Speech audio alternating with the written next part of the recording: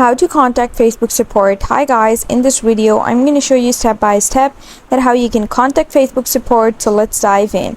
First, open your Facebook app and then you have to click this menu icon in the bottom right corner, and then it's going to bring you to this page, and now you have to scroll down and here you'll find this option help and support. Click it. And now you can just click help center, or you can just click creator support, and you can just choose these options and just go with the sections and read through them and then solve your problem. But if you want to contact the support, you simply have to click report a problem over here, and then you have to click continue to report, and then click include or don't include whether you want to, and then you have to just choose any option and it's going to take you to the relevant Facebook support option.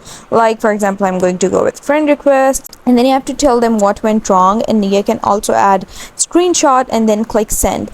And that's how you contact Facebook support. I hope you found the process easy and liked my video, and if you did, please don't forget to like and subscribe my channel. Thank you very much. See you again.